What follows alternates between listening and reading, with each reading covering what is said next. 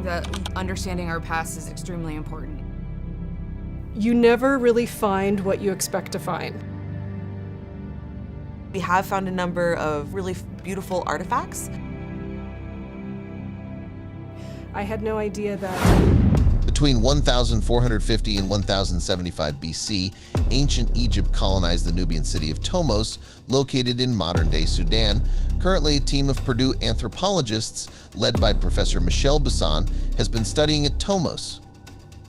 In 2000, Michele, a graduate student at the time, started excavating there in an ancient cemetery. Almost 20 years later, Michele is still digging up the past to learn more about the ancient lives of the people at Tomos.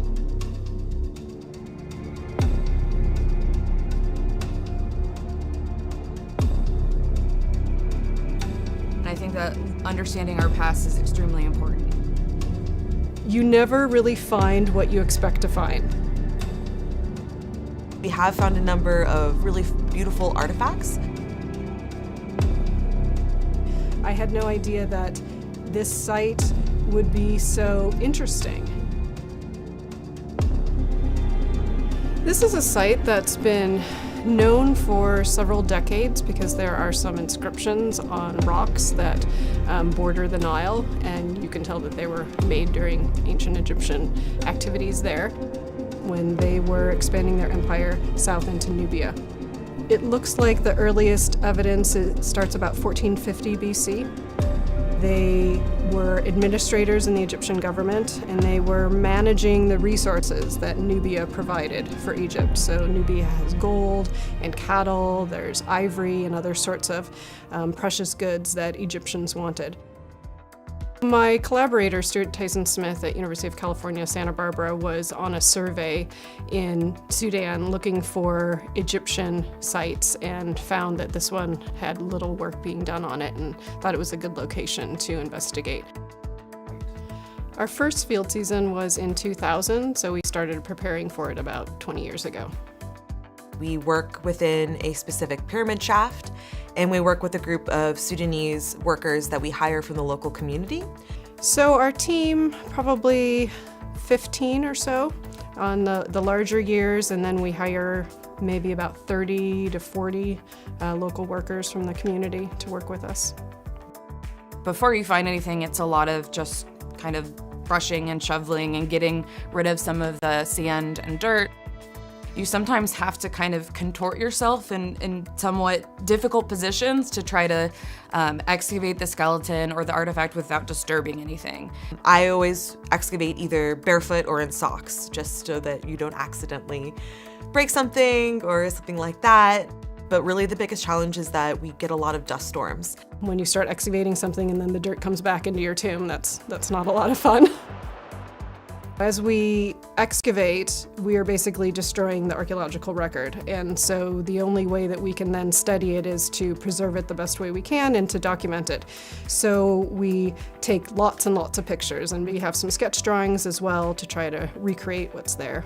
It's very detailed because we know that we can't go back and do it again. Last season I had the chance to excavate part of a toiletry box, so that was really interesting. It had a razor for shaving in there, it had a applicator for putting on eyeliner, it had little ivory boxes that had pigments inside that would have been part of a makeup routine for an individual.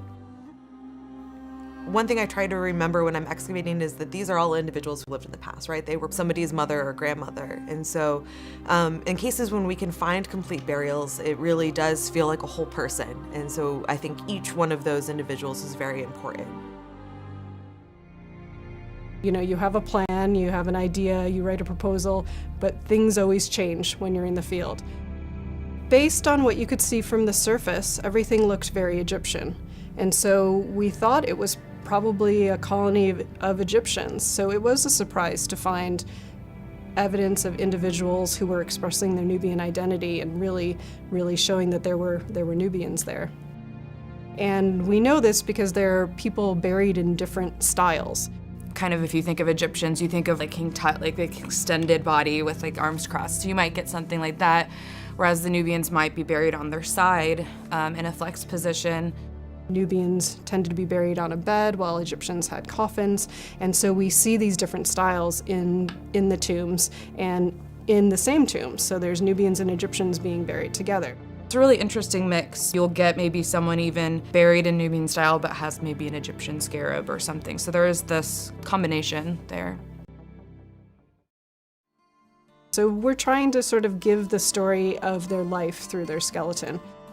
Broadly, we can look at morphological differences in the bones that might suggest different groups. People who are likely coming from an Egyptian area or people who are likely coming from a Nubian area. I've also been working on strontium isotope analysis to try to give some additional data on where people lived when they were children. So by analyzing the strontium in their teeth, I can get a sense of whether or not they grew up in the local area or if perhaps they came from Egypt.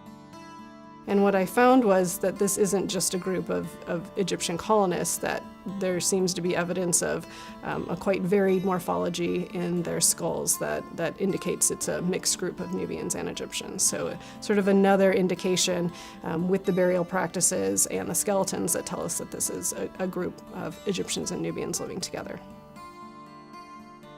It's very rare for us to be able to tell what somebody died of unless there's, an arrowhead embedded in their body, right?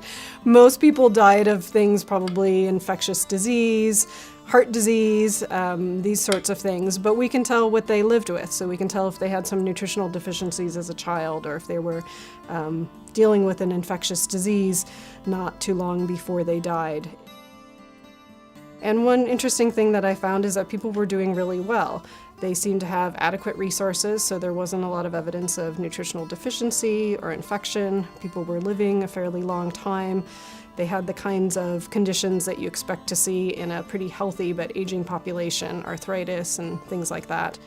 Using some programs that we have suggests that there are people that probably lived until their 80s at Tombos. Archaeology is one way that we can tell the stories of people that haven't been written down. People change over time, and I think we like to divide people into different groups, but in reality, they may not have saw themselves in these two very separate groups that we say, oh, well, this is Egyptian, this is Nubian. And we see people combining features from these groups over time that leads to a different identity that we didn't really have represented before in the archaeological record.